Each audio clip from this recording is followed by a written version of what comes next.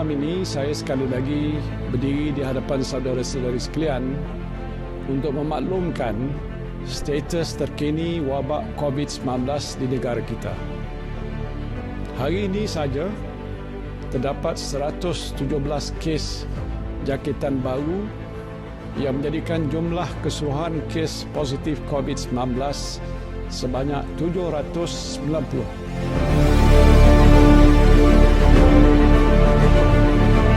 Assalamualaikum dan selamat sejahtera. Saya Zulfikar Hakimi bin Zulkifli dari Fakulti FTKMP.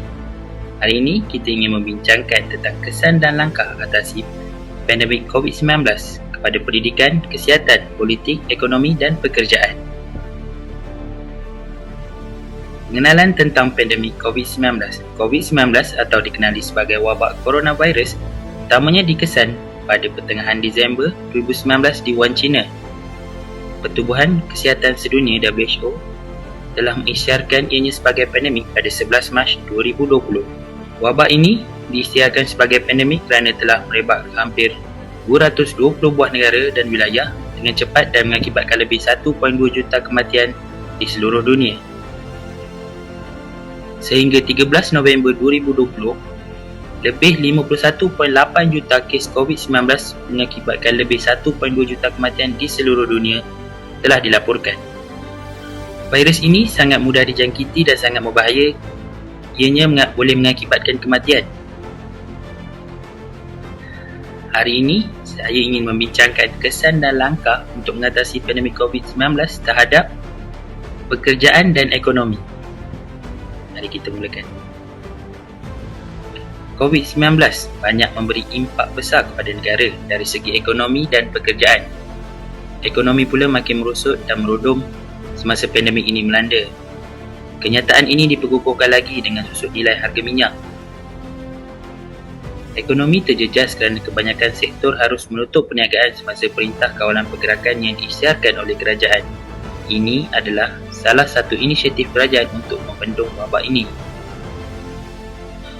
Mengimbau kembali pada 16 Mac 2020, Perdana Menteri Muhyiddin Yassin membuat ucapan mengumumkan PKP untuk Malaysia sebagai langkah pencegahan terhadap wabak COVID-19. Sejak itu, Malaysia melalui 7 fasa PKP iaitu Perintah Kawalan Pergerakan untuk membendung wabak COVID-19 daripada terus menular di seluruh Malaysia. Dengan penutupan beberapa sektor ini telah menunjukkan implikasi yang buruk terhadap ekonomi. Antara sektor-sektor yang terjejas dan menghadapi impak besar adalah sektor pembinaan, sektor pelancongan, pengangkutan dan juga penerbangan, dan sektor minyak dan gas. Selain itu, antara yang merasai impak daripada pandemik ini bukan sahaja syarikat-syarikat gergasi, malah usahawan-usahawan kecil dan juga penjaja juga turut merasa dan terpalit dengan apa yang terjadi pada negara kita.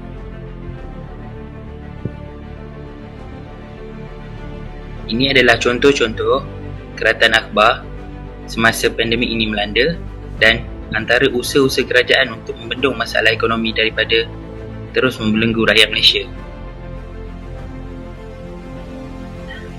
Antara inisiatif dan saranan kerajaan untuk membantu memulihkan ekonomi adalah kerajaan mula menukar daripada Perintah Kawalan Pergerakan kepada Perintah Kawalan Pergerakan Bersyarat.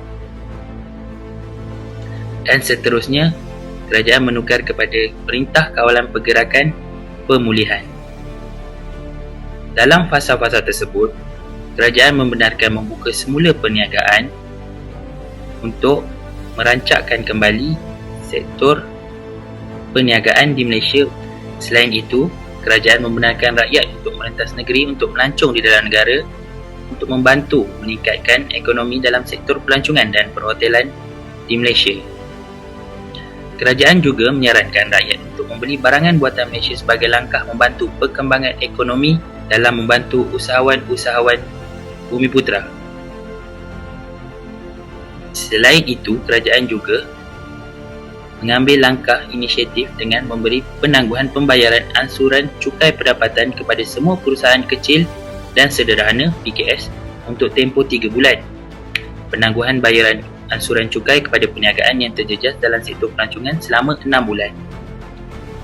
Seterusnya, kita bincangkan tentang kesan pandemik COVID-19 terhadap pekerjaan. Disebabkan pandemik COVID-19 ini melanda Malaysia, ramai rakyat Malaysia yang hilang pekerjaan. Ia memberikan impak yang besar dalam sektor pekerjaan di Malaysia. Menurut statistik Jabatan Perangkaan Malaysia menyatakan jumlah peratusan pengangguran meningkat sejak dari Mac 2020 berbanding suku tahun keempat sebelumnya.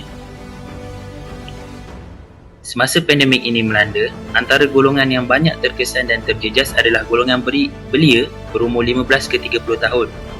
Lagi-lagi, kepada mereka yang baru sahaja tamatkan pengajian dan mula mencari kerja. Syarikat terpaksa membuang pekerja untuk mengurangkan kos operasi. Ada sesetengah syarikat mengambil inisiatif dengan memberi cuti tanpa gaji kepada sesetengah pekerja. Seperti contoh, syarikat penerbangan gergasi Air Asia terpaksa mengurangkan 10% daripada kaki tangan mereka kerana dijangka sektor penerbangan sukar pulih dalam masa terdekat.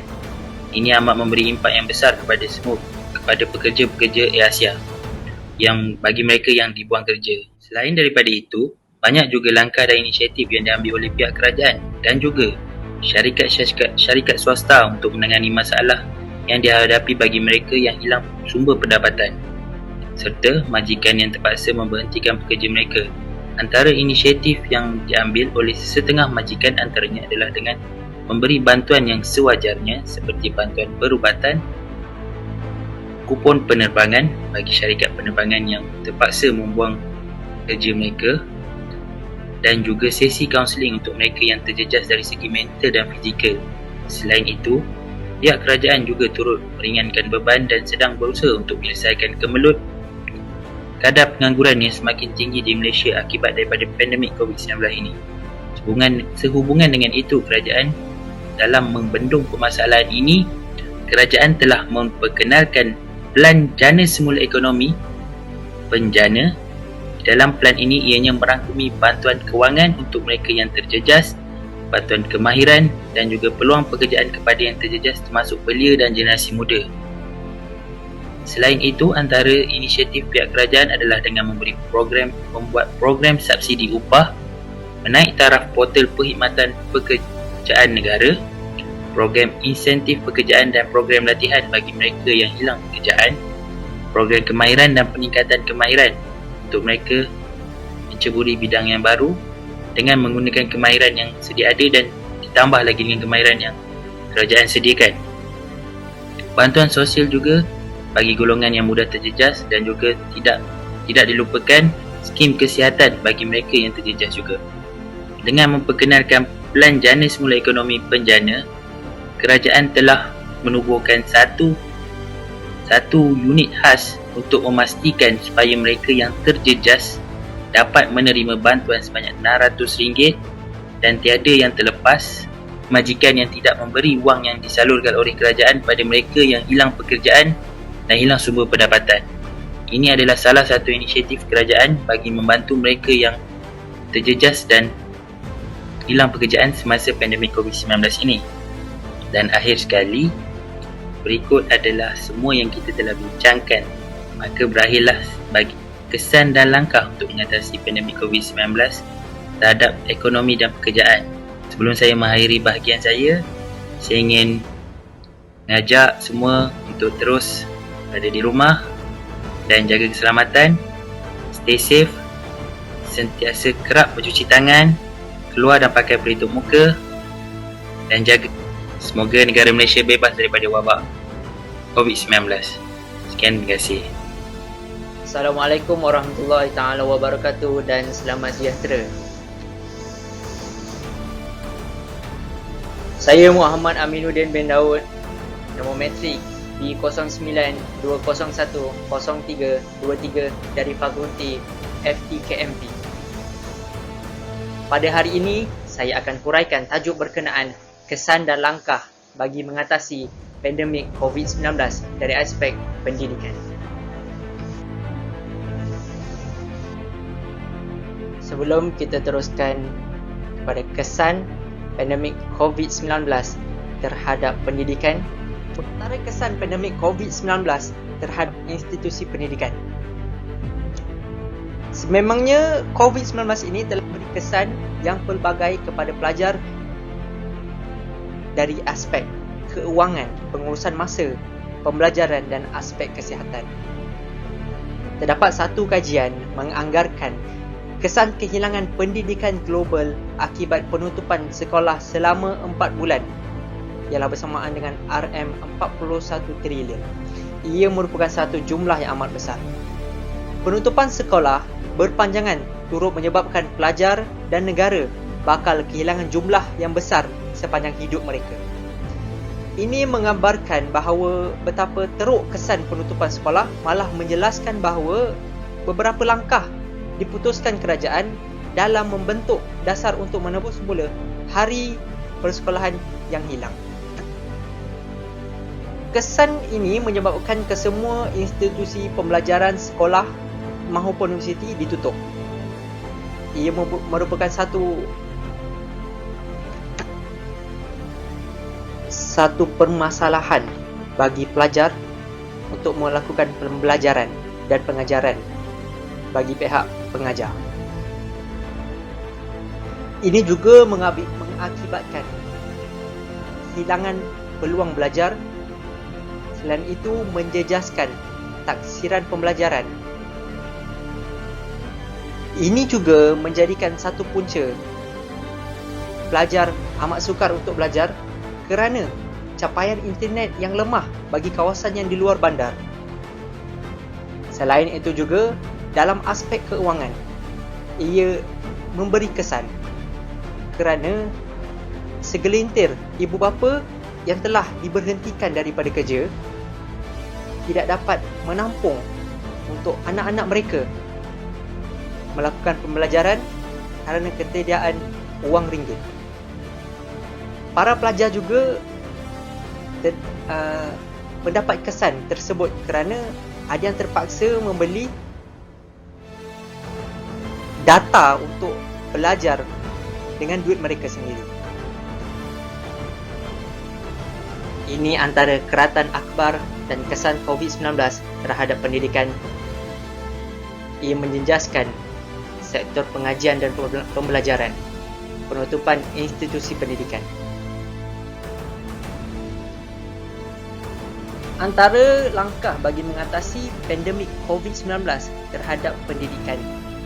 Tapi sebelum itu, COVID-19 ini bukan sahaja menyebabkan pembelajaran dan pengajaran secara konvensional tertanggung, bahkan menjadikan tugas guru semakin mencabar apabila mereka perlu menyesuaikan diri dengan norma kehidupan dan kebiasaan yang baru.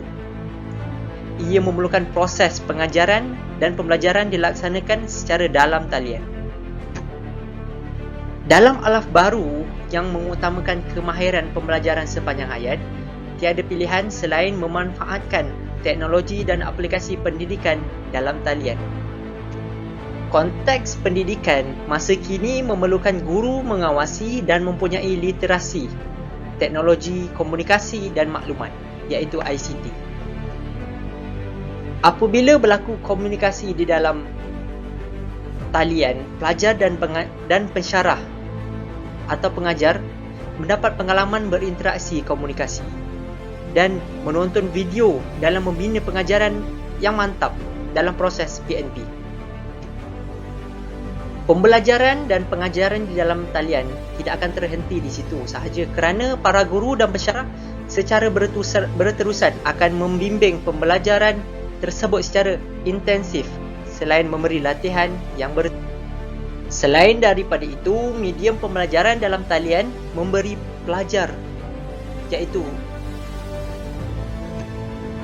Selain daripada itu, medium pembelajaran dalam talian membantu pelajar bertukar idea, berkomunikasi dan menyelesaikan tugasan mereka hingga ke akhir pengajian. Peranan dan fungsi pengajar iaitu pensyarah secara work from home dalam talian mendorong, menasihat, menggalak dan menarik lebih ramai pelajar dalam proses interaksi belajar secara kendiri. Oleh kerana pembelajaran dalam talian dapat dilakukan di mana sahaja dan bila-bila masa oleh pelajar dan pensyarah, tugas diberikan harus diselesaikan mengikut jangka masa yang diberikan. Jadi ini antara inisiatif kerajaan dalam menangani COVID-19 terhadap pendidikan, iaitu pembelajaran secara dalam talian. Walaupun tempat belajar atau universiti ditutup. Sekian daripada saya. Terima kasih. Assalamualaikum warahmatullahi wabarakatuh. Nama saya Ahmad Syamil bin Ahmad Kamurul Hilmi, nombor matrik B0920103227 daripada Fakulti FTKMP.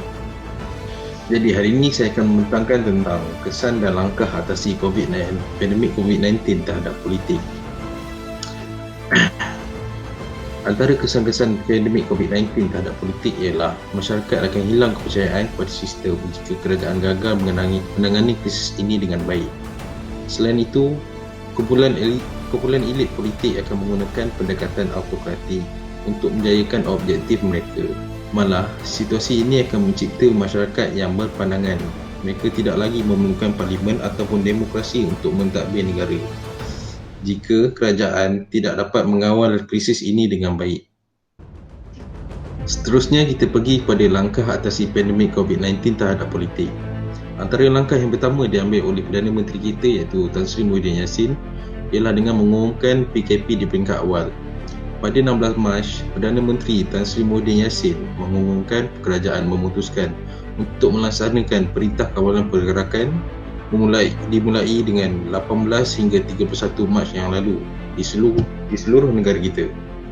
Langkah yang kedua ialah PKP dilanjutkan ataupun pelaksanaan PKPD. Kerajaan mengakui situasi semasa di negara ini berkemungkinan menjadi lebih sukar. Tanggal 25 Mac, melalui satu keputusan khas, Tan Sri Muhyiddin Yassin mengumumkan Perintah Kawalan Pergerakan akan dilanjutkan sehingga 14 April 2020. Seterusnya ialah kerangka holistik bantuan prihatin nasional. Kerajaan telah menyediakan bantuan prihatin kepada rakyat iaitu bantuan prihatin nasional melalui pakej rangsangan ekonomi prihatin rakyat iaitu Prihatin. Berikut ada langkah bantuan dan inisiatif di bawah Prihatin. Antaranya ialah elon sebanyak RM600 untuk petugas kesihatan dan perubatan. Selain itu, elon khas sebanyak RM200 kepada anggota tentera, polis, kastam, imigresen, bomba, Angkatan Pertahanan Awam dan anggota rela. Langkah seterusnya ialah sinergi kerjasama kerajaan swasta dan NGO. Terdapat beberapa buah hotel telah menawarkan kepada kerajaan untuk dijadikan sebagai pusat kuarantin.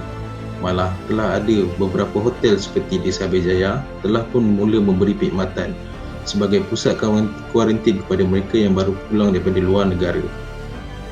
Antara langkah yang lainnya pula ialah bantuan inisiatif khusus kepada warga PKS. Mereka antara golongan yang bukan lagi menerima tempias tetapi yang menerima impak paling besar susulan penularan wabak ini. Bantuan atau insentif khusus kepada PKS dilihat amat penting pada ketika ini dalam meneruskan kelangsungan perniagaan.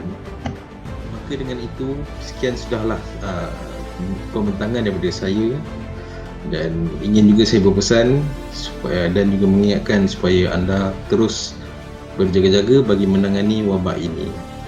Sekian, terima kasih.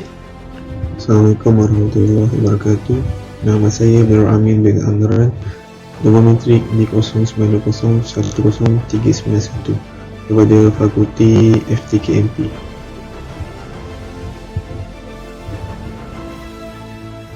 Pada hari ini saya akan menerangkan tentang kesan pandemik COVID-19 terhadap kesihatan. Seterusnya saya akan menerangkan tentang kesan kepada kesihatan dari segi mental. Pandemik COVID-19 telah memberi kesan terhadap kesihatan mental manusia pada masa kini. Antara kesan yang dikenal pasti termasuklah gejala kemurungan, gemuruh dan stres. Ada juga yang mengalami gejala gemuruh seperti berasa cemas, sukar tidur dan merasakan bahawa kesihatan mereka juga telah terjejas. Antara individu yang amat dikesan adalah individu yang disahkan positif COVID-19. Hal ini disebabkan oleh kebimbangan terhadap penyakit, ketidaktentuan tentang penyembuhan serta perasaan bersalah kerana mungkin menjadi punca penyakit ini tersebar kepada orang lain. Penularan wabak COVID-19 ini juga telah memberikan impak yang sangat teruk kepada industri ekonomi negara. Hal ini mengakibatkan ramai majikan terpaksa memberhentikan para pekerja bagi menampung kos pembajaran syarikat. Hal ini menyebabkan tekanan kepada para pekerja yang telah kehilangan punca pendapatan mereka. Seterusnya, petugas kesihatan juga yang terlibat terkesan dengan pandemik ini. Pendedahan kepada pesakit yang positif COVID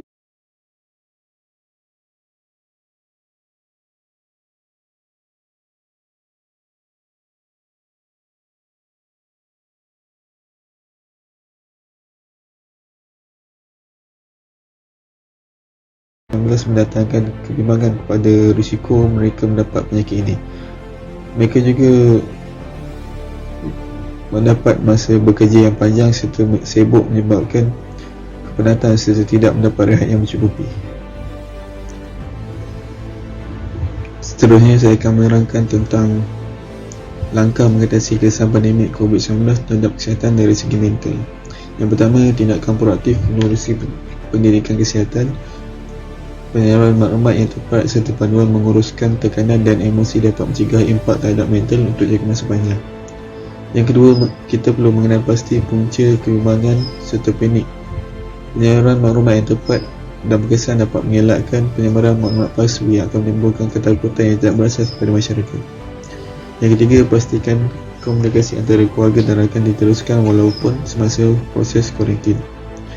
Yang keempat, kita perlu peka terhadap perubahan diri serta individu yang memerlukan sokongan. Kita perlu mengamalkan sikap saling membantu dalam menghadapi tekanan bagi mengelakkan kesihatan mental. Seterusnya, saya akan menerangkan tentang kesan pandemik COVID-19 terhadap kesihatan dari segi fizikal. Virus ini mungkin menjangkiti saluran pernafasan atas dan bawah yang menyebabkan simptom-simptom seperti bersin, batuk kering dan kesukaran bernafas.